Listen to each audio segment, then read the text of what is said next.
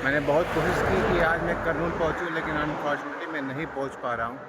वजह है कि अब तक मैं 140 किलोमीटर हैदराबाद से आ चुका हूं, जिसका 70% हिस्सा जो है वो ऊंची चढ़ाई है।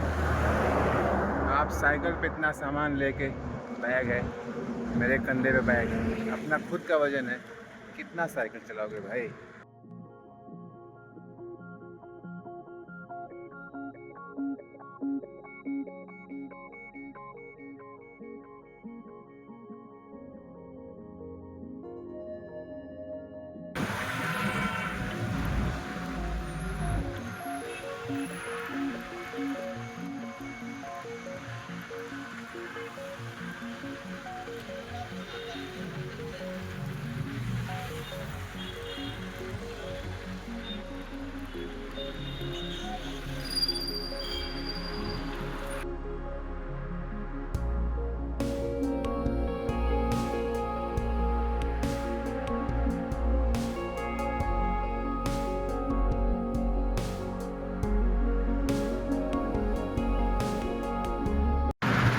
इस वक्त सुबह के 8 बज रहे हैं और मैं हैदराबाद शहर से लगभग 15 किलोमीटर बाहर आ गया हूँ। जो सामने का बोर्ड है ये बता रहा है कि अब NH44 जो बेंगलोर को जाता है, आगे से जाके राइट, और राजीव गांधी एयरपोर्ट भी राइट को जाना है। तो मुझे एक्चुअली NH44 पे जाना है, इसलिए मैं यहाँ से सामने से जाके अब अपना टर्न लूँगा राइट पे।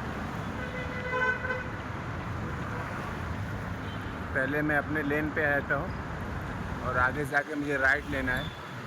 सुबह से अब तक 15 किलोमीटर से ज़्यादा का सफ़र करके मैं हैदराबाद के बंजारा हिल से बाहर आया हूँ। बहुत ही ऊंची ऊंची रास्ते हैं भैया, हालत ख़राब हो जाती है साइकिल खींचते खींचते।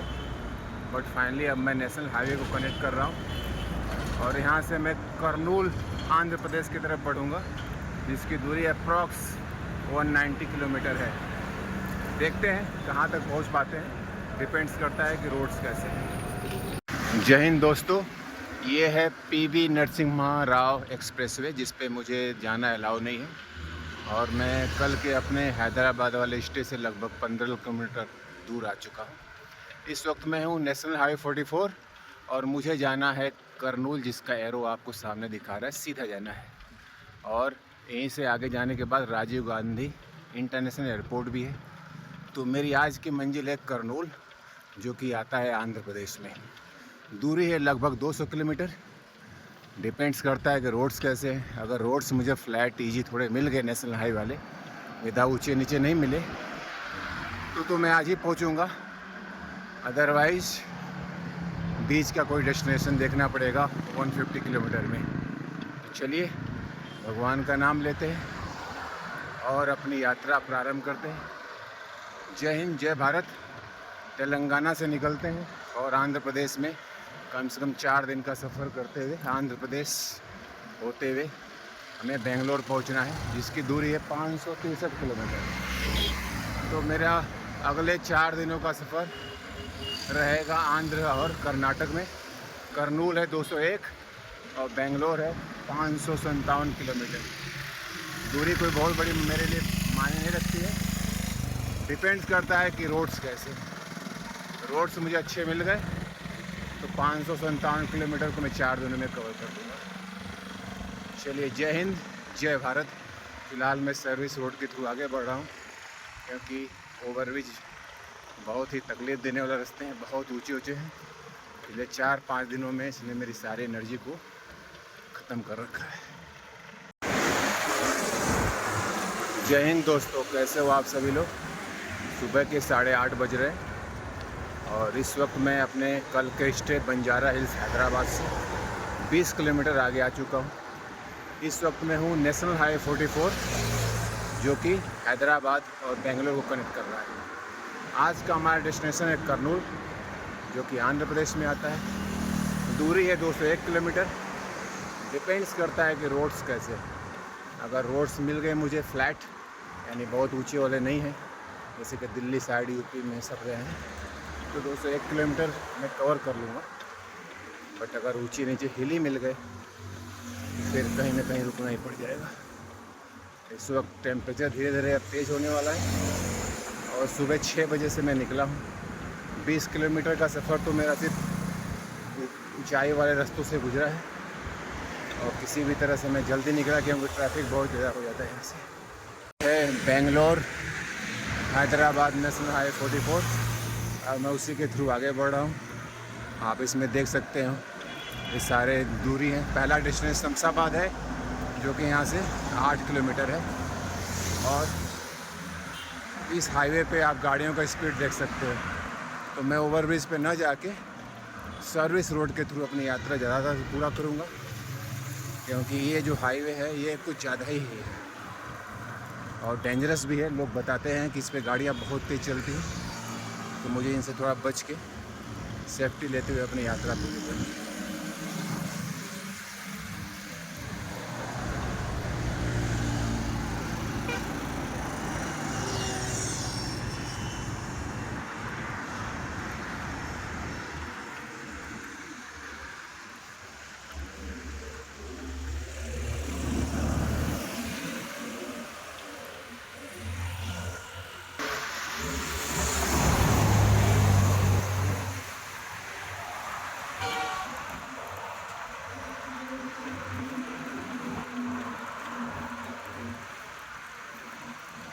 इस वक्त मैं नेशनल हाईवे 44 पे आगे बढ़ रहा हूँ और करनूल अब 197 किलोमीटर है, बेंगलोर 553 और मेरा जो ड्रीम डेस्टिनेशन है कन्याकुमारी, ये आपको दिखाई दे रहा है 1218 किलोमीटर।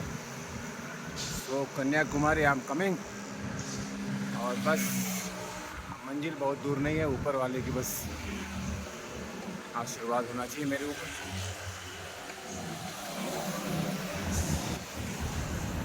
सुबह के 10 बज रहे हैं और अभी मैंने पहला ब्रेक लिया है इस कोकोनट वाटर के शॉप पे। अभी यहाँ पे मैंने नारियल पानी पिया है और एक कप चाय भी पी रहा हूँ। ये है नेशनल हाईवे 44 करनूल बेंगलोर को जा रहा है और सुबह से मैंने अभी तक लगभग 50 किलोमीटर का सफ़र पूरा कर लिया है। तो यहाँ पे एक 10 मिनट का ब्रेक लेते हैं, इसके बाद सीधा चलते हैं। अभी भी ऊंचे ऊंचे रोड से जान नहीं बच रही है, बीच बीच में काफ़ी ऊंचे रोड आ रहे हैं, फिर फ्लैट रोड भी आ रहे हैं। सो थोड़ा सा आराम करके चलना बेहतर है। देखते हैं कहाँ तक पहुँचते हैं, मिलते हैं आपसे आगे। जय हिंद जय भारत। आप दक्षिण भारत में आते हो ना, तो किसी भी गाँव में जाओगे तो यहाँ के गाँव की खास विशेषता होती है कि यहाँ का एंट्री गेट ऐसा ही होता है जिसमें भगवान गणेश, हनुमान जी, माता दुर्गा और श्री राम जी और विभिन्न देवी देवताओं की मूर्तियाँ जरूर लगी होती हैं। ये दक्षिण भारत की खास विशेषता है जो मैं आपको पूरा कन्याकुमारी तक दिखाता रहूँगा।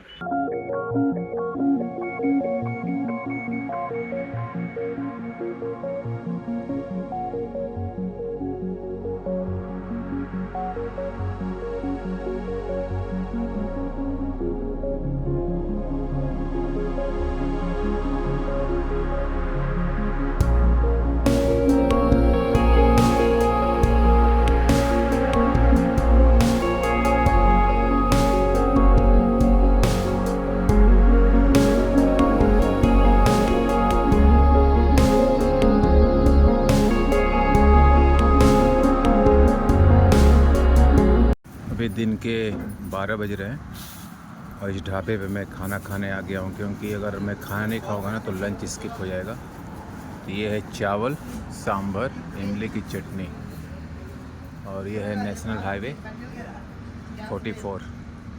तो अभी मैं खाना खा लेता हूँ। सुबह इडली खाई थी और यहाँ से खाना खा के फिर मैं करनूल की तरफ जाऊँगा जिसकी दूरी अभी भी 150 किलोमीटर है। हैदराबाद से निकले हुए मुझे अब तक 5.5 घंटे हो गए और 5.5 घंटे में काफ़ी ऊंचे रास्ते मुझे मिले हैं, जैसा मुझे हैदराबाद के बंजारा हिल्स में मिले थे। तो अभी भी ऊंचे रास्तों से मेरा पाला बढ़ ही रहा है, यानी जान मेरी नहीं छूट रही है। फ़िलहाल मैं इस रेस्टोरेंट पे खाना खा रहा हूँ 80 रुपये में चावल, दाल, सांभर और 12:30 बज गए हैं। अभी भी करनूल की दूरी लगभग 150 किलोमीटर।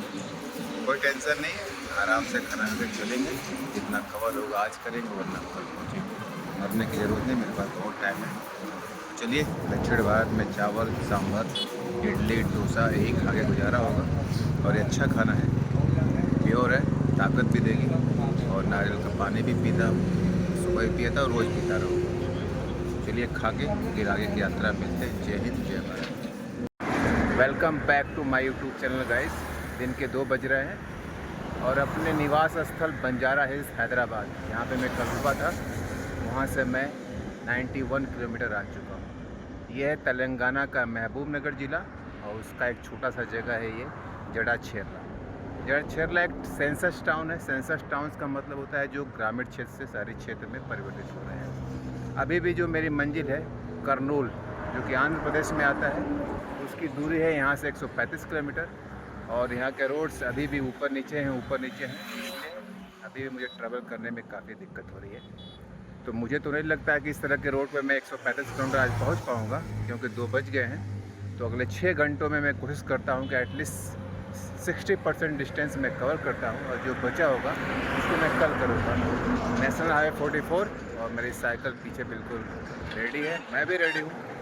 बीच बीच में थोड़ा सा आराम कर रहा हूँ, थोड़ा लंच भी कर लिया था और धूप भी थोड़ी तेज़ है। चलिए अपनी यात्रा को नॉन स्टॉप कंटिन्यू करते हैं और जड़ाचेरला से आगे बढ़ते हुए करनूल की तरफ बढ़ते हैं, ताकि जितना ज़्यादा दूरी मैं आज कवर कर लूँगा उतना मुझे आसान होगा। यही रोड मुझे अगले 4 दिन में बेंगलोर पहुंचाएगा और बेंगलोर से फिर जो मेरी मंजिल है तमिलनाडु का कन्याकुमारी, वो फाइनल पुशअप हम देंगे। चलिए जय हिंद, जय भारत। इस वक्त मैं तेलंगाना के महबूब नगर ज़िले के जड़ाचेरला इलाके से गुजर रहा हूँ और सामने का आपको बोर्ड दिखा भी दे रहा है कि बेंगलुरु सीधा जाना है, जड़ाचेरला लेफ्ट, महबूब नगर राइट। मैं जड़ाचेरला में ही हूँ। सामने का जो एरिया है ये जड़ाचेरला बोलते हैं। और जो दूर आपको माउंटेन रेंज दिख रहा है, इसको बोंटा गट्टू माउंटेन रेंज बोलते हैं, यानी बोंटा गट्टू पर्वत श्रेणी। ये इलाका काफ़ी ऊंचा है और बहुत ही हिली और माउंटेन एरिया है, जंगली इलाके भी है। आई विश कि मुझे इन इलाकों से गुजरना ना पड़े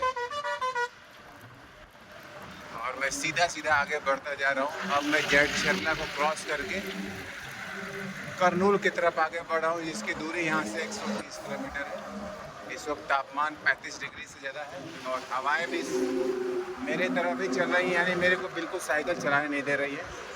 ट्रैफिक काफ़ी तेज़ है और गाड़ियाँ फुल स्पीड में मेरे सामने से आगे बढ़ रही हैं। तो ये है बोंटा गट्टू माउंटेन रेंज और ये है जड़ाचेरला इलाका, महबूब नगर ज़िला, तेलंगाना का।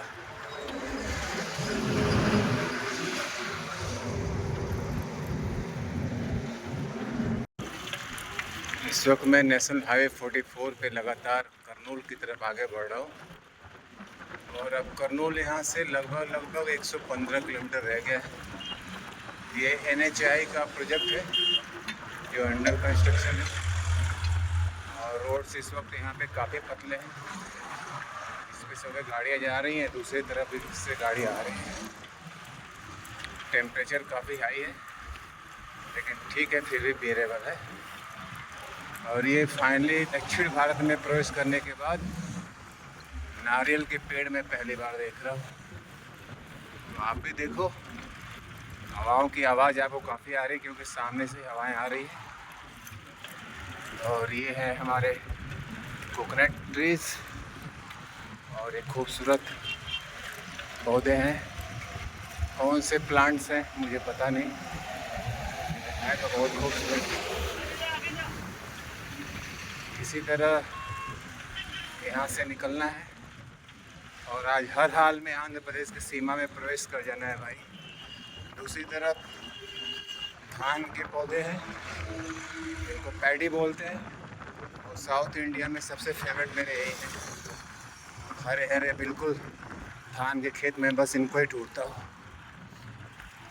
चलो लगातार आगे बढ़ रहा हूँ और ब्रेक भी बहुत ही कम लिया मैंने। लगता तो नहीं है कि आज करनूल पहुँच पाऊँगा क्योंकि दूरी काफ़ी है और 3 बजने वाले हैं, बट मैक्सिमम डिस्टेंस कवर करने की कोशिश रहेगी आज। जय हिंद, जय भारत।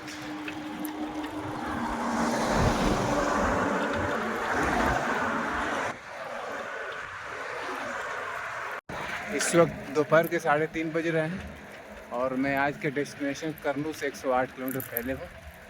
इस वक्त मैं तेलंगाना में ही चल रहा हूँ और फिलहाल मेरे लोकल एरिया जहाँ पे मैं चल रहा हूँ महबूब नगर डिस्ट्रिक्ट तेलंगाना का, उसका सबसे ऊंचा माउंटेन रेंज यही है। इसका नाम है मोटन बोटा। बड़ा ही टफ नाम है, तो एक बार मैं फिर से रिपीट करता हूँ, मोटन बोटा। और मैं दूसरी तरफ भी आपको मूव कर रहा हूँ। दूर पे जो आपको पहाड़ दिख रहा है, ये सब उसी ही माउंटेन रेंज के पार्ट हैं। मैं पिछले 30 किलोमीटर से इनको देखता आ रहा हूँ। मैं जितना इनके पास आता हूँ ना, ये मुझसे उतना ही दूर होते जा रहे हैं। पता नहीं इनकी क्या खासियत है। सिर्फ यही एक पहाड़ का एक हिस्सा मुझे अब जाके मेरे पास में मिला है। अदरवाइज जितने भी पहाड़ी श्रृंखला आपको दिख रही है, ये सब मैं 30-40 किलोमीटर से देखता आ रहा हूँ और सब मुझसे दूर ही दूर होते जा रहे हैं। फिलहाल आज तो मुझे नहीं लगता है कि मैं करनूल पहुंच पाऊंगा, क्योंकि रोड से आप खुद देख लो, अभी नीचे से ऊपर भी जा रहे हैं, जिससे मुझे स्पीड मिल ही नहीं पा रही है। तो अब तक मैंने 100 किलोमीटर से ज़्यादा का सफ़र कर लिया है, जिसका 70% हिस्सा ऐसा ही है जिस पे मुझे स्पीड नहीं मिल पा रही है। लेकिन 108 किलोमीटर में 50 किलोमीटर तो मैं और भी चलूँगा और आंध्र प्रदेश में लैंड कर जाऊँगा। बच्चे वही 50 किलोमीटर की दूरी मैं कल कवर करते हुए और आगे बढ़ते हूँ।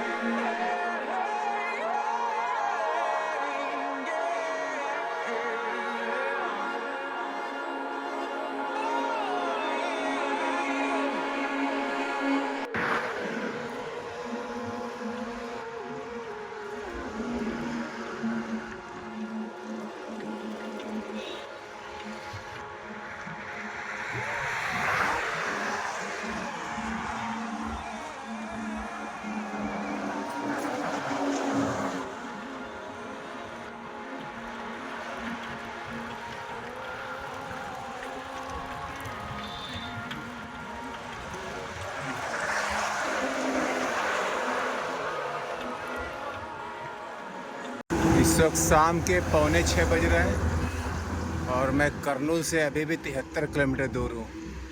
तो आज तो मैं करनूल नहीं पहुँच पाया, बट अभी भी मैं 1-1.5 घंटे चलूँगा, जितनी भी दूरी चल सकूँ। और ये खूबसूरत नज़ारा आप देखो, धान के खेत, खूबसूरत पौधे, दूर पहाड़ी और मंदिर, और उसमें वो लोगों का घर। यहाँ के नाम भी इतने कठिन है भाई कि समझ नहीं आता कैसे बोलूँ। ऊपर से तेलुगु में लिखा हुआ है। ये सामने छत्रपति शिवाजी महाराज की बहुत ही शानदार मूर्ति है और अपना केसरिया झंडा लहरा रहा है। वाना पार्टी नाम है कोई जगह, जो 15 किलोमीटर आप जाओगे। अब कोटा अभी जाना हो तो 1 किलोमीटर। तो वेलकम टू म्यूनिसपैलिटी कोटा। ये कोई कोटा म्यूनिसपैलिटी है, जहाँ पे छत्रपति शिवाजी महाराज पूरे शान के साथ खड़े हैं।